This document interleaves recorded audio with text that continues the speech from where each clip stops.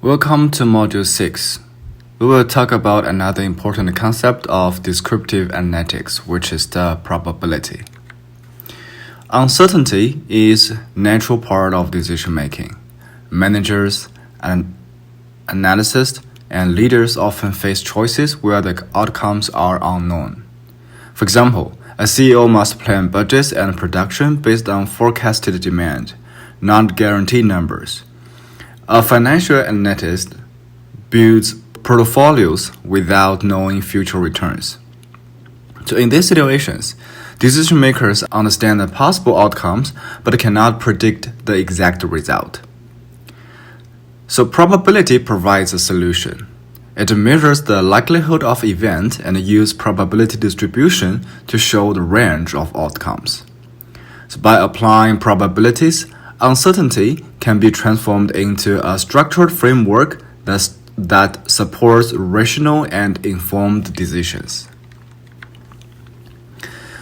A random experiment is the process that produces well-defined outcomes, even though the result may change from trial to trial.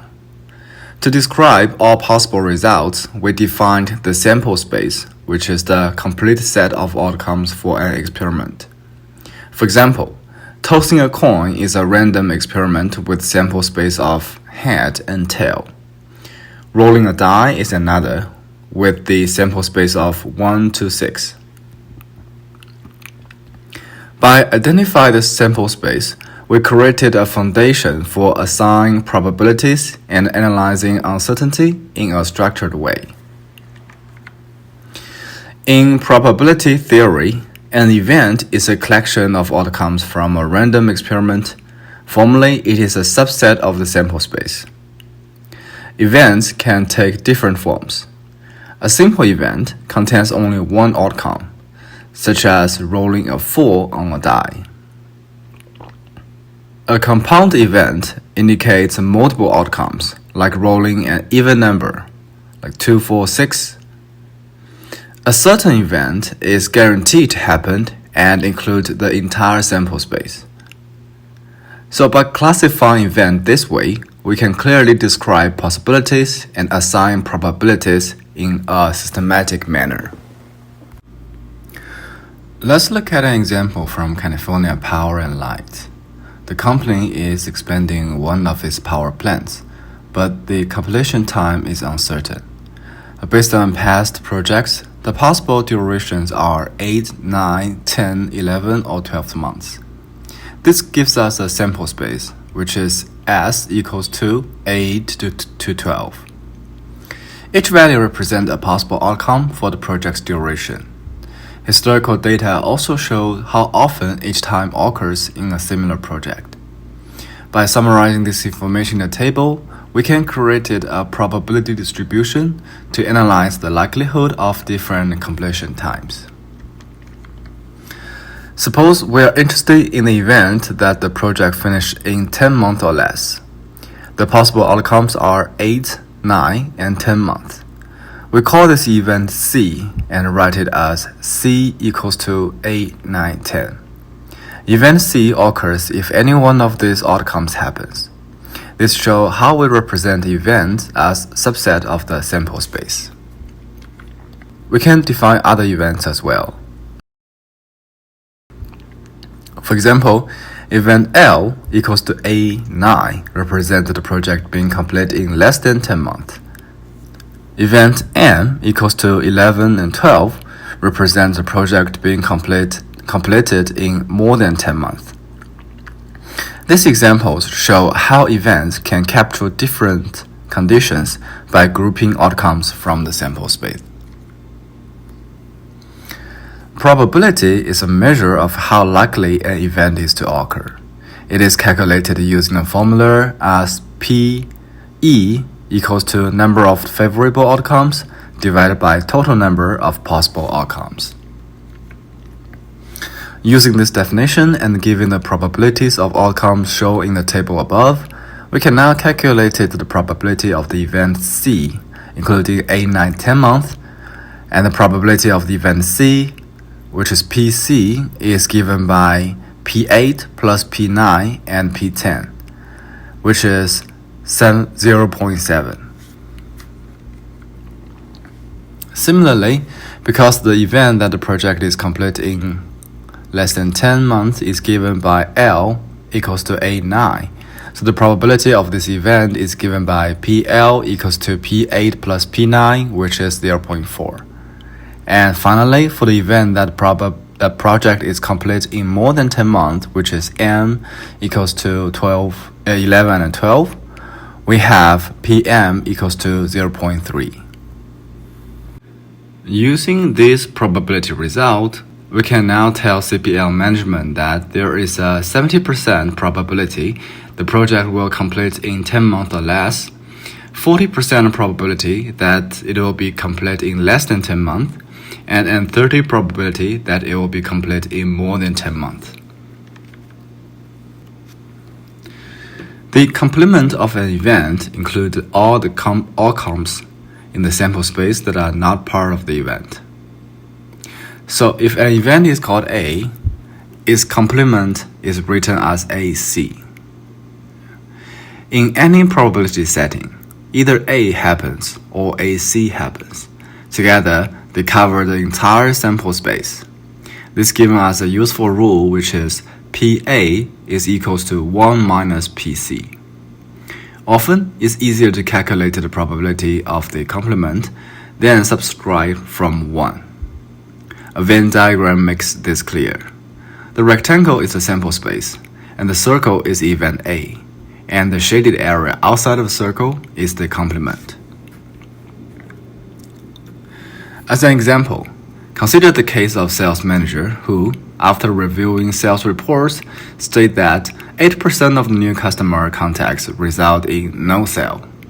So by allowing A to denote the event of the sale and AC to denote the event of no sale, the manager is stating that PAC equals to 0.8.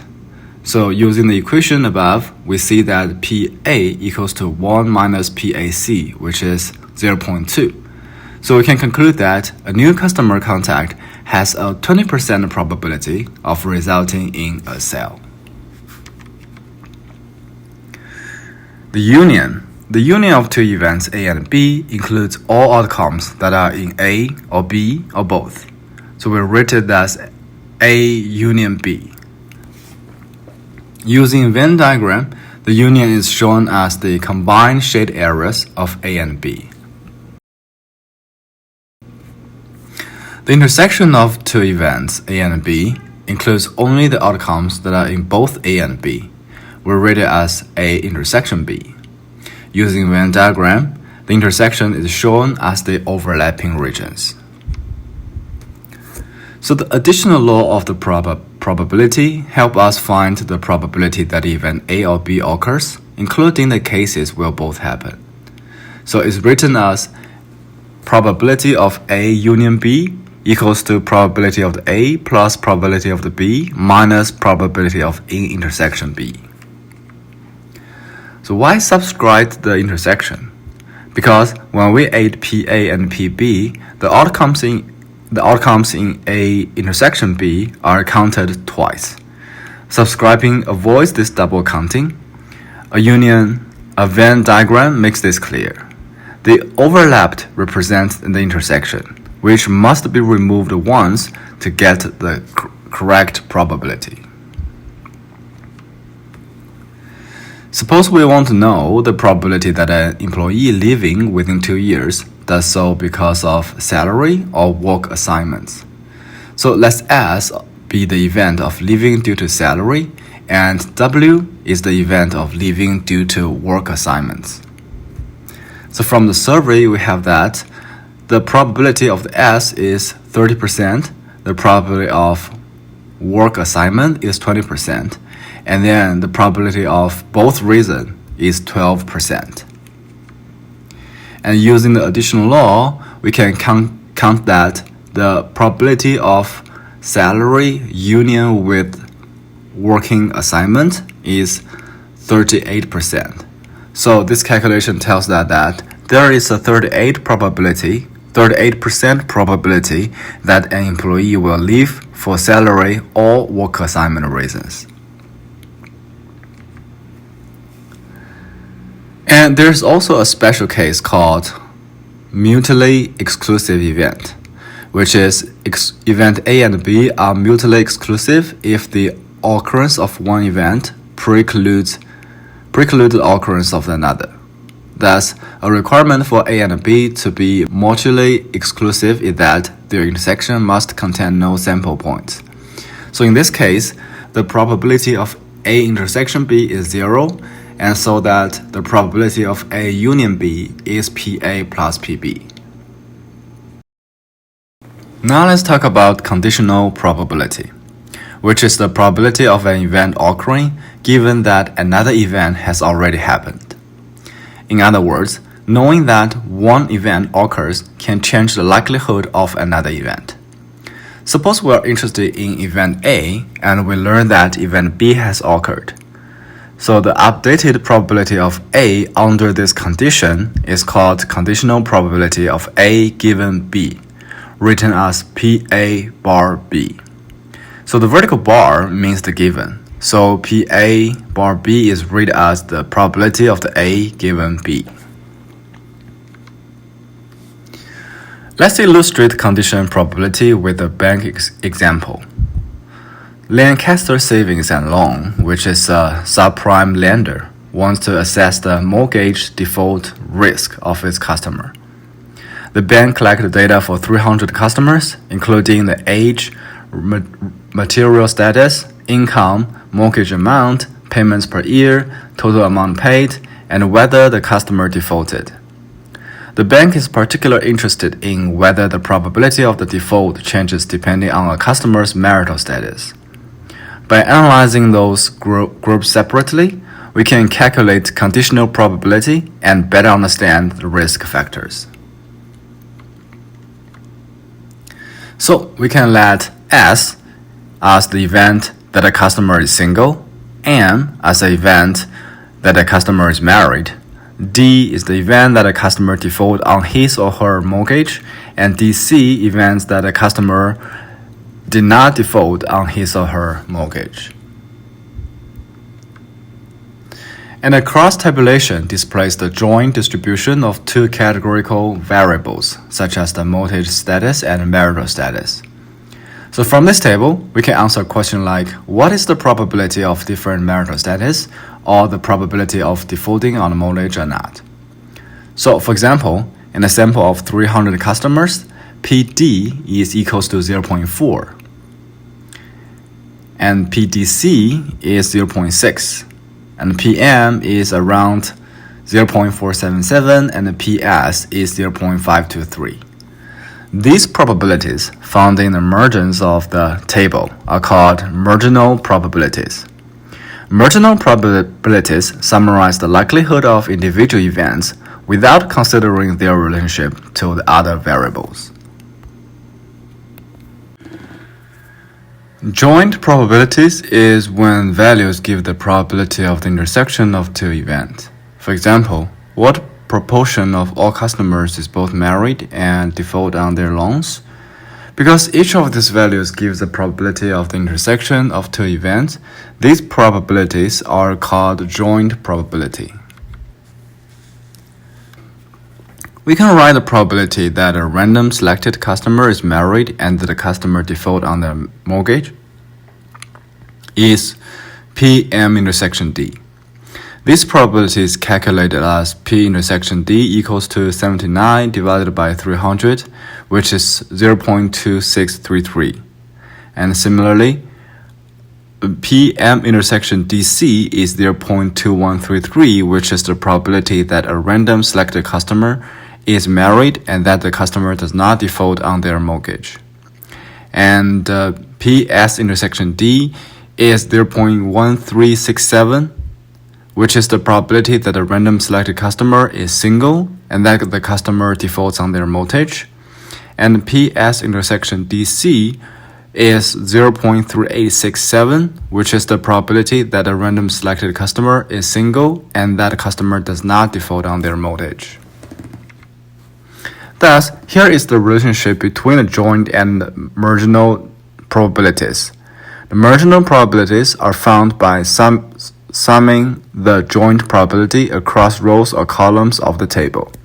From these, we see that 60% of customers do not default and 40% do. And in terms of marital status, 47.66% are married and 52.34% are single. This probability give both an overall view and help understand the relationship between marital status and mortgage default. Now let's see how to use it in the Excel. So first of all, you have to download the mortgage default Excel from the module 6 practice. And then you will create a pivot table for A1 to H301.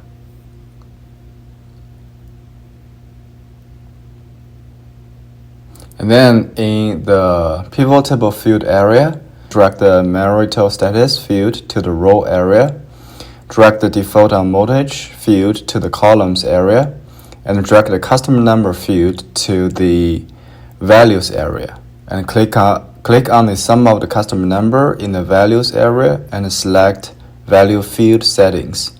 When the value field settings pop out, under summarize value field, to select count. Then we need to set the number format. So click on the count on customer number in the value area and select the value field settings when the value field settings dialog box appears. And click show data as. Change the probability to % of grand total, then click number, and change number format to 2 decimal, then click OK.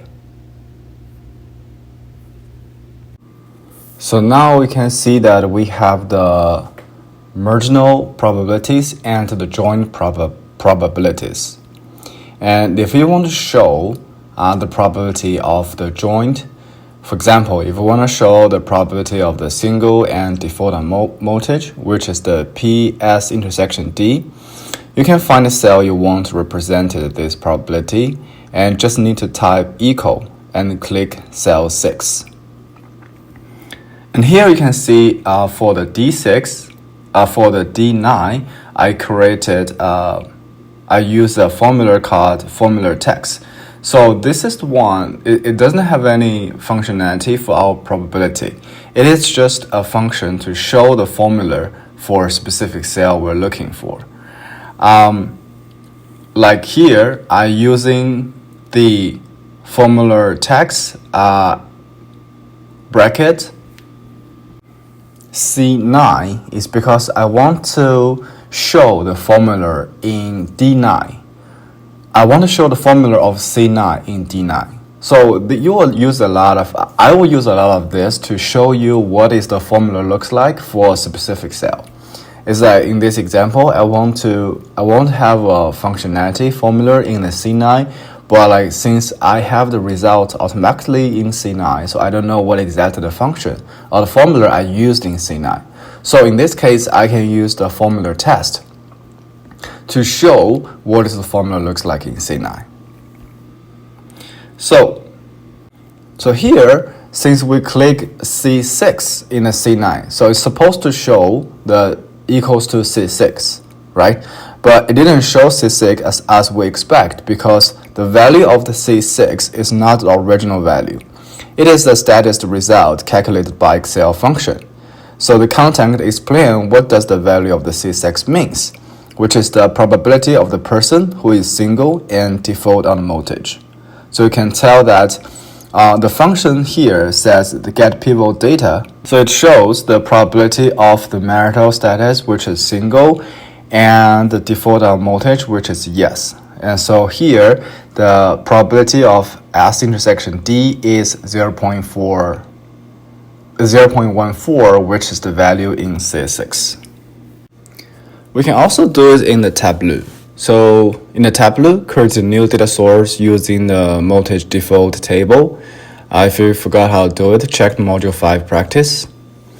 And then in the new Tableau sheet, use mortgage and marital status to create the cross tabulation, which you have done it in module 5. So to do so, you have to drag the mortgage and marital status into the columns and rows, and then drag mortgage default count into marks, and change the details to labels.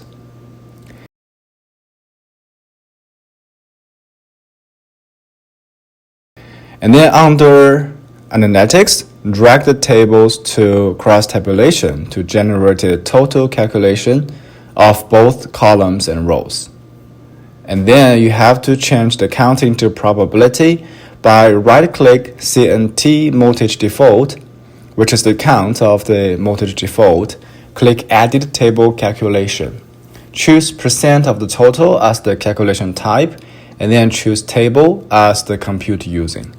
So now you have exactly the same cross tabulation, which is the merging probability and the joint probability we have in Excel. And the conditional probability shows the probability of an event given that another event has occurred.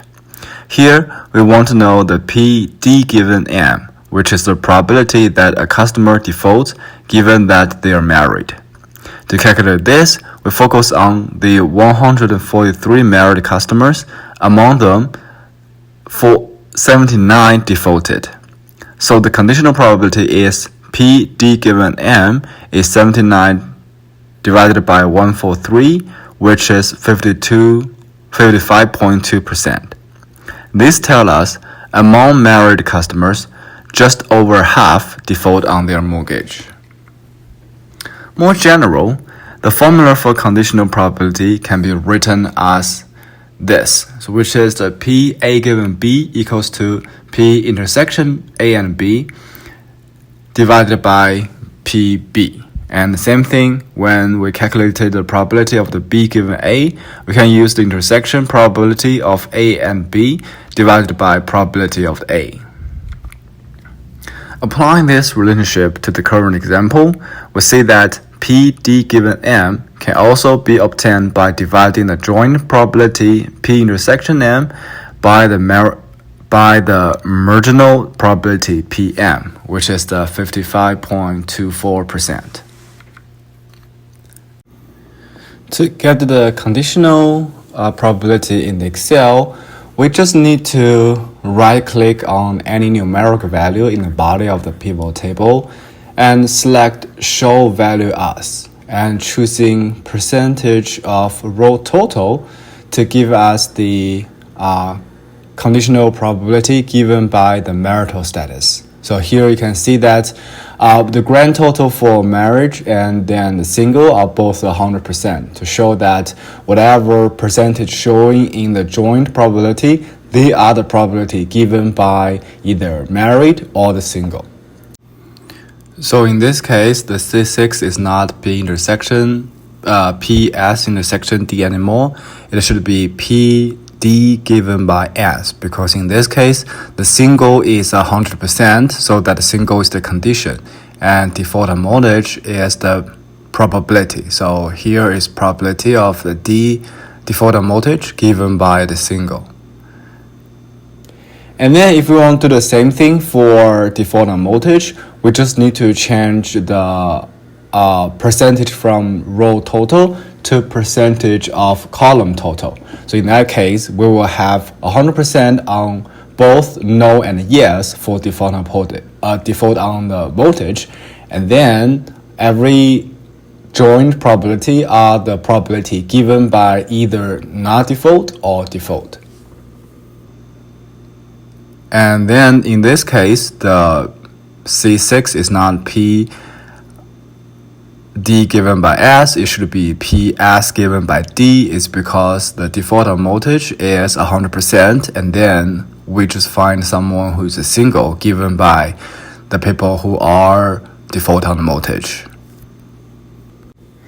And the same thing in the Tableau. We can change the compute using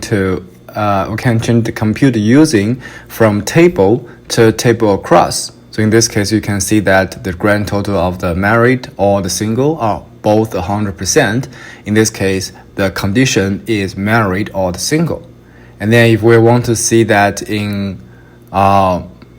if we want to change to given by default mortgage, we just need to change to table done. Now I wish you think about another question. What if we do not know the probability of the marriage, when we only know the probability of the default on the mortgage? So how could we calculate the P default given marriage without knowing the PM? This is where Bayes' theorem is very useful. The Bayes' theorem helps us update probability when new information becomes available. We start with the prior probabilities, and as we gather new evidence, we calculated the post-row probabilities. The prior probability is your initial estimate of an event before taking new evidence into account. It represents what you believe or know about an event based on previous data or general information. PD is the probability you know before considering whether the customer is married, so it is the prior probability. The post-row probability is the updated probability of an event after incorporating new evidence. It reflects that what you know after considering the additional information. So PD given M is the probability after accounting for the marital status of the customer, so it is the post-row probability.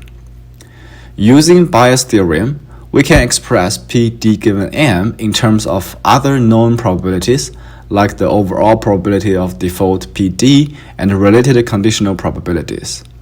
These allow us to compute the desired probability even without knowing the PM directly. Now back to this formula, we can calculate the PM using PDC intersection M and PD intersection M. And also, because the PM given D is PD intersection M divided by PD. So PD intersection M is equals to PM given D multiplied by PD. And the same, the PDC intersection M is equals to PM given DC multiplied by DC. So as a result, we can put this back to this formula so that PD given M equals to PM given D multiplied by PD divided by PM given DC by PDC plus PM given D by PD. Now let's look at another example. Consider a manufacturing firm that receives shipments of parts from two different suppliers. So we can let A1 denote the event that a part is from supplier 1, and then let A2 denote the event that a part is from supplier 2. Currently, 65% of the part purchased by the company are from supplier 1, and then the remaining 35% are from supplier 2. Hence, if a part is selected at random, we would assign the prior probabilities, which is PA1 is 0.65 and PA2 is 0.35. The quality of the purchased parts varies according to their source. If we let G be the event that the part is good, and then we let B be the event that the part is bad, it enables us to calculate the following conditional probability values, which is PG given A1 is 0.98 and then PG given A2 is 0.95. So now suppose that these parts are used in a firm's manufacturing process and the machine breaks down because a defective part. Given that the part is bad, we wish to determine the probability that is come from supplier 1 or supplier 2. So we actually need to compute the PA1 given B and PA2 given B. Normally, PA1 given B should be calculated as PA1 intersection B divided by PB.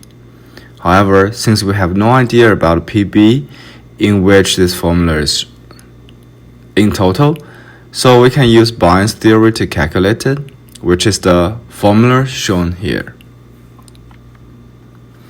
From left to right through the tree, the probability for each branch at step 1 are real probability, and the probabilities from each branch at step 2 are conditional probability. To find out the probability of each experimental outcome, simply multiply the probability on the branches leading to the outcome. Then, applying Bayes' theory, the calculation shows that if a part is defective, there is a 42.62% chance that it is oriented from supplier 1 and 57.38% chance that it is oriented from supplier 2. So, although supplier 1 provided the majority of the firm's part overall, defective parts are statistically more likely to come from the supplier 2. This example highlights how conditional probability and Bayes' theorem provide deeper insights that role proportion alone, allowing managers to identify where quality problems are most likely to arise. In Module 2, we'll introduce decision variables. A decision variable is a quantity that a decision maker controls in optimization or decision problem. It represents the choices available and can be adjusted to achieve a desired outcome. In Module 4, we'll introduce the random variable, which captures uncertainty from a factor outside the decision maker's control. Random variable provides a numerical description of uncertain outcomes and are two types: discrete, that can only take specific separate values, and continuous, can take any value within an interval or a set of the intervals. So we talk about the frequency distribution of the random variable. Now we will talk about the probability distribution of the random variables. The probability distribution of a random variable shows the possible values it can take and the likelihood of each value. When the distribution comes directly from observed data, it is called an empirical probability distribution. For a discrete random variable with different probabilities for each outcome, the distribution is a custom discrete distribution. Custom discrete distributions are useful when each outcome has a unique probability. Returning to our mortgage example, the number of the payment per year is a typical discrete random variable. Based on the data from 300 customers, 15% made the quarterly payment, 60% made monthly payment, and 25% made 2 payments per month. This probability distribution summarizes the likelihood of different payment schedules. From a discrete random variable x, the distribution is described as a probability mass function, which is PMF, denoted as fx. So here, the fx is f4 is 0.15, f12 is 0.6, and f24 is 0.25. So once the PMF is known, we can compute key descriptive measures like the expected value, variance, and standard deviation. The expected value, or mean, of a random variable is a measure of the center location for the random variable. It is the weighted average of the value of the random variable, where the weights are the probabilities. Variance is the measure of the variability in the value of the random variable. It is weighted average of the square division of a random variable from its mean, where the weights are the probabilities. We have learned the variance and mean and standard deviation as the measures of the variability from the Module 4. But at that moment, we know all the data, so we have a whole full data set to calculate everything. But now, since we don't have the full data, we only have the data with the value and their probability distribution. So we can also use the probability distribution to calculate the mean and standard deviation. So here is how we do it. After we're using the fx to calculate the expected value, we can also using the expected value to calculate the deviation of each value, and then multiply by the fx, which is the probability, to come up with the variance.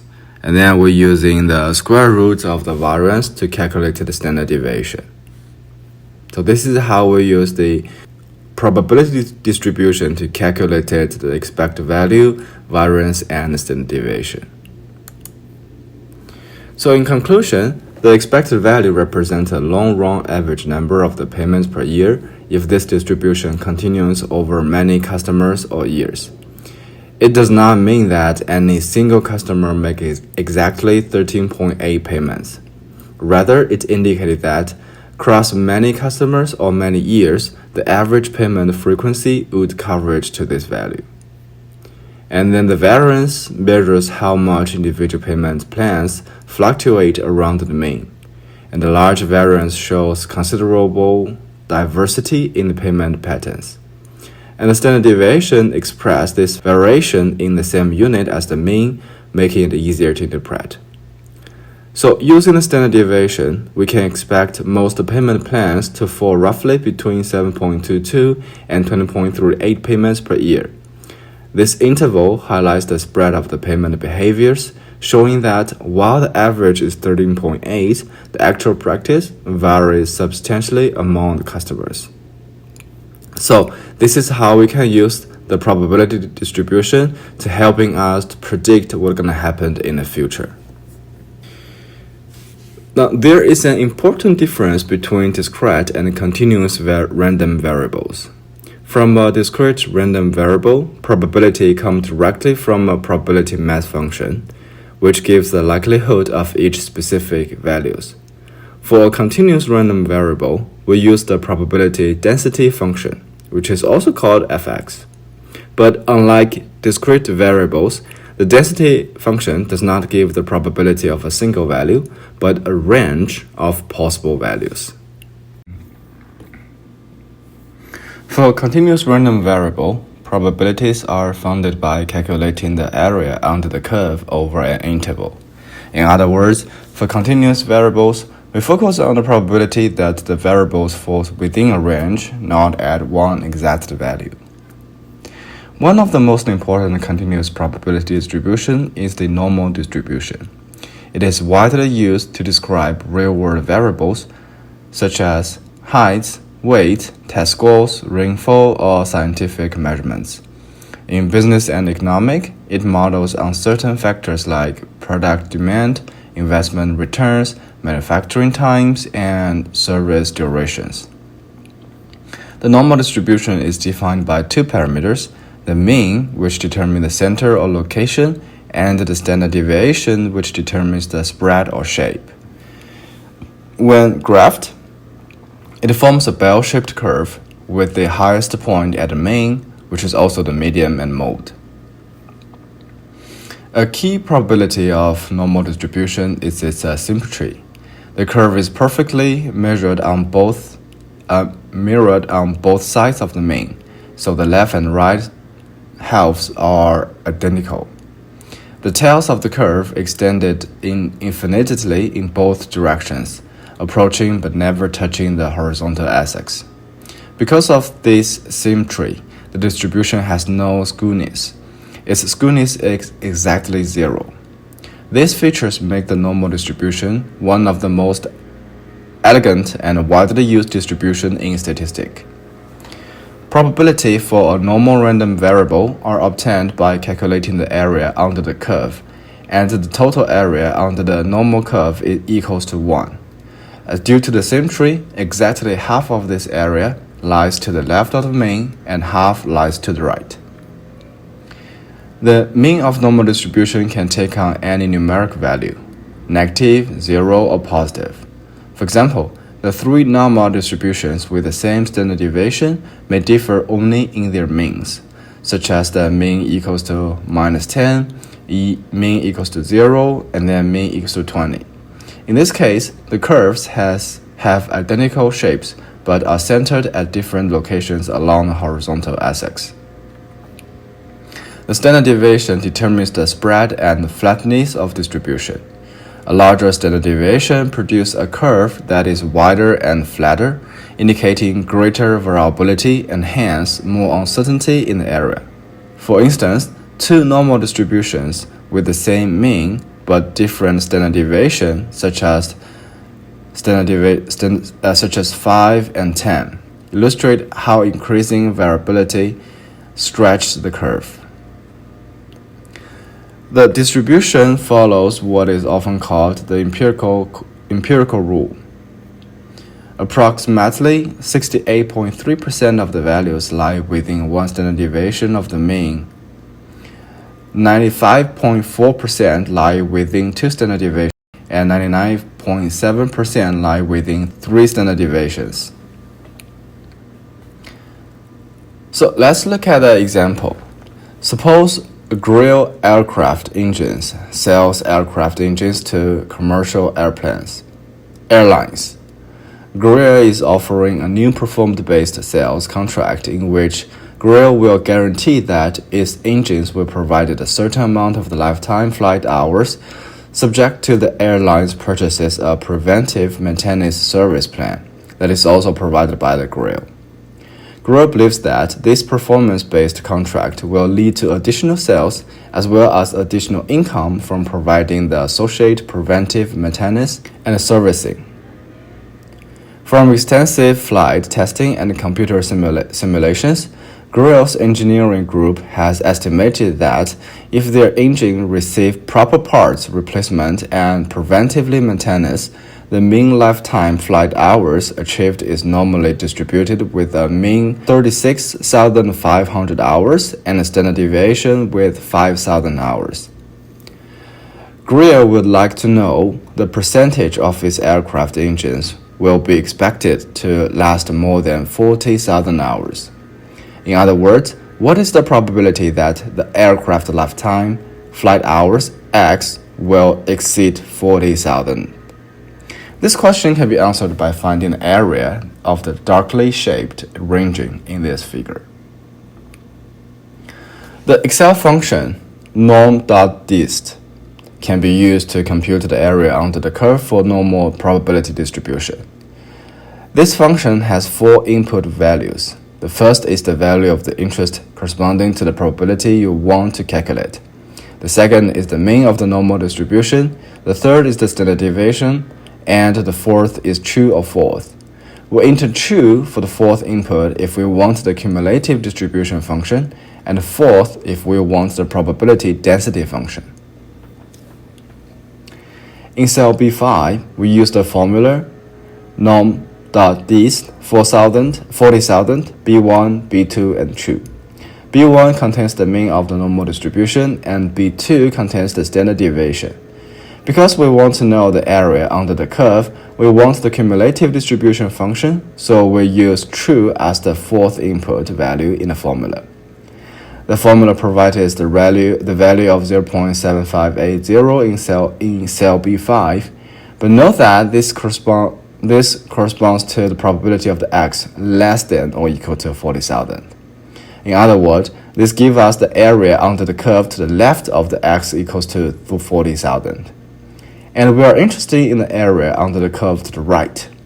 To find this value, we simply use 1 minus 0.3580, which is 0.2420, that is in cell B6. Thus, 24%, like 0.2420 is the probability that the X will exist 40,000 hours. We can conclude that about 24.2% of the aircraft engines will exist 40,000 lifetime flight hours. And then suppose Gear offers a discount guarantee if an engine fails to meet the lifetime flight hour target. How many flight hours should Gear guarantee to that so that no more than 10% of the engine qualify for this discount? So this scenario can be visualized graphically in the figures. The area under the curve to the left of unknown guarantee on lifetime flight hours must be 0.1. So to find the appropriate value using Excel, we can use function normal.inv. The inv function has three input values. The first is the probability of the interest. the second is the mean, and then the third is the standard deviation. So in cell B8, we can use this function where the mean and standard deviation provided. This provides a value of 30,092.24.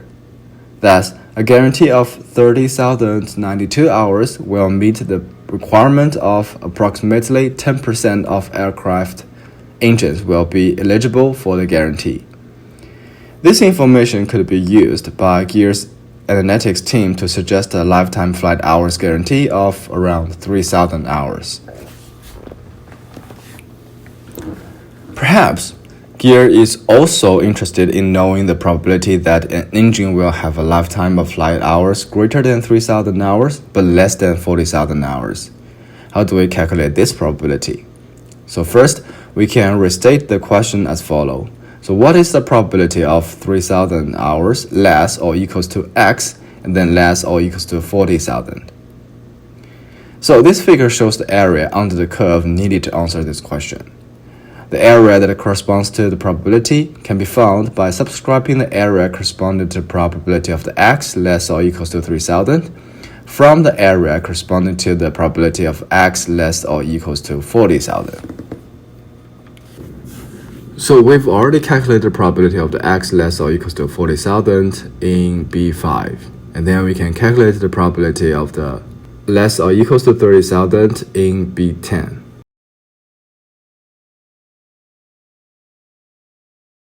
Which is 0.0968. And then we can use the B5 minus B10 to calculate the probability of 30,000 less or equals to x less or equals to 40,000, which is 0.6612. So in that case, we can tell that there are approximately 66% of the probability that the lifetime hours would be more than 30,000 and then less than 40,000.